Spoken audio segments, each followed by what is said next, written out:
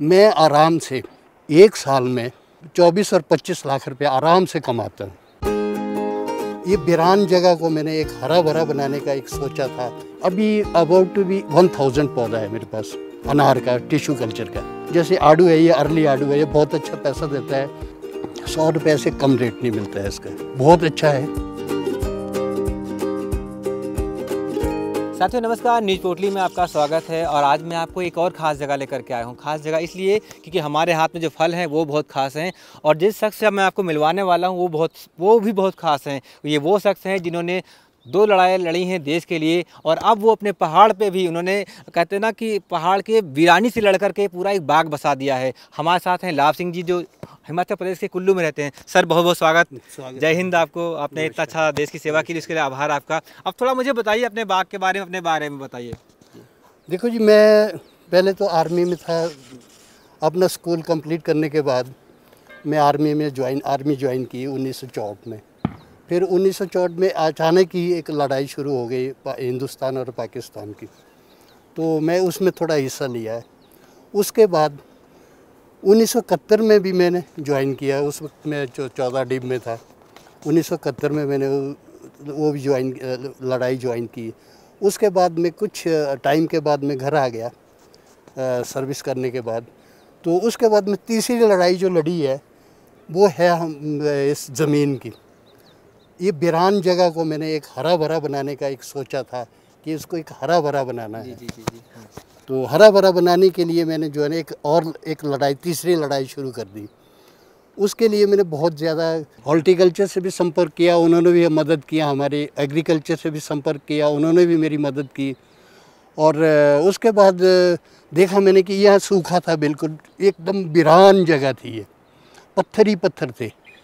तो जब मैंने देखा कि इस पत्थर में तो क्या मेरा जो इरादा था वो पूरा नहीं हो सकता है, फिर मैंने कांटेक्ट किया इनसे, अपने जैन वालों से। तो वहाँ मुझे मिले अपने भारद्वाज साहब। उन्होंने फिर मुझे गाइड किया। फिर उन्होंने मुझे सब कुछ बताया। बताने के बाद मैं यहाँ आया। फिर इन्होंने कहा कि उन्होंने फिर दोबारा मुझे गाइड किया कि आप ड्रिप लगाओ और पानी लिफ्ट करो, ड्रिप लगाओ, इससे जो है ना आपका वो हो जाएगा। फिर पौधे मंगा लो। फिर इन्होंने मुझे पौधे मंगाने के लिए वो किया।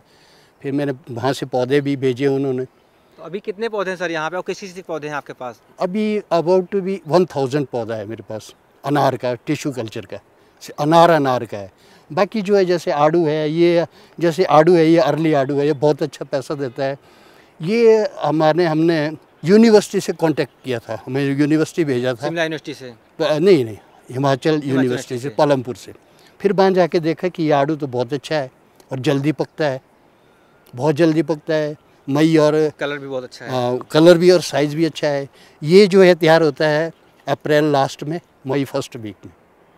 और ये बिल्कुल तैयार हो चुका है। इस साल थोड़ा लेट हुआ, टेम्परेचर की वजह से, मौसम की वजह से थोड़ा लेट हो चुका है, नहीं तो आज को ये मार्केट में जा कर के बिक जाता था। क्या अच्छा रेट मिलता है इसका?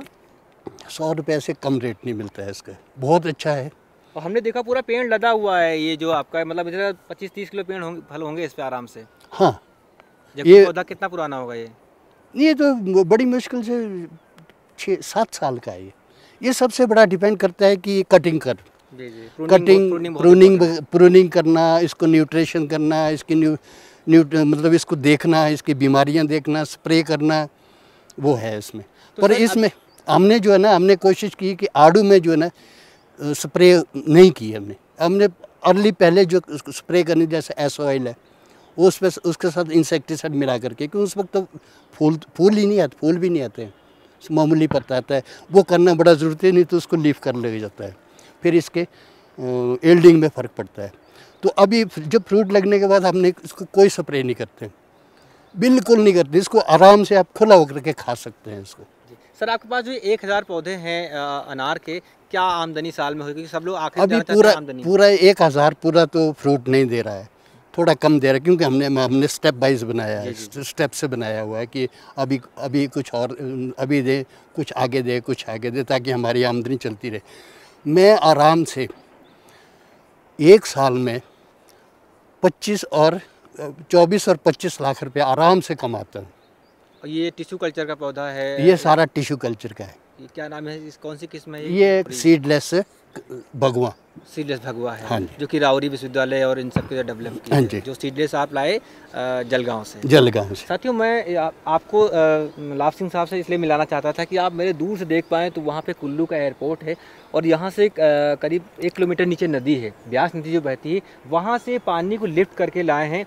अपने सबसे टॉप पे जो है यहाँ पे एक टैंक बनाया है, माइक्रो इरिगेशन का इस्तेमाल किया और इस बेजान ज़मीन जो है, मतलब बिल्कुल पत्थर थी, यहाँ पे घास नहीं उगती थी, उस घास ना उगने वाली ज़मीन पे उन्होंने कहते हैं ना बाग उगा दिया, पूरा हरा भरा। कई तरह के पौधे हैं, नाशपाती है, यहाँ पे चीकू है, कीवी है, कुछ पौधे लगा रखे हैं। इसके अलावा अपना हाइड्रोपोनिक फार्म भी है। आर्मी के एक जवान ने सोचा कैसे क्या कम ज़मीन वाले किसान क्या कर सकते हैं, अपना हाइड्रोपोनिक लगाया, नीचे 3 पॉली हाउस लगा रखे हैं, वहाँ शिमला मिर्च स्ट्रॉबेरी खेती करते हैं। तो और मतलब और लोग और क्या कैसे कर सके, इसलिए इन्होंने बहुत सारा जो काम कर रखा है। पौधे कैसे उगाए जाएँ, कैसे उनकी सेवा की जाए, उनका जो पूरा जीवन जो है अभी तक का जा रहा है। 76 साल के हैं आप? 77 साल। हाँ जी। और मतलब हमारी सांस फूल गई है, हम जो 3 लोग यहाँ पे आए हैं हमारी सांस फूल गई, लेकिन आप ऊपर नीचे करते हुए कर रहे हैं। तो कहते हैं खेती में कुछ किया जाए तो लाभ मिलेगा। हाँ मिलता है, पर इसके लिए योगदान की ज़रूरत होती है। जैसे हमारे जैन वालों ने किया, हॉर्टिकल्चर ने किया, एग्रीकल्चर ने दिया और मेरे परिवार वालों ने बहुत साथ दिया हमारा। हम मिल करके, सारा परिवार मिल करके ये काम करता है और इसमें सबसे ज़्यादा योगदान जो है मेरे लड़के और मेरी बहू का भी है। उन्होंने बहुत इस पे बहुत किया और साथ साथ वो जो है ना दूध का भी काम करती है।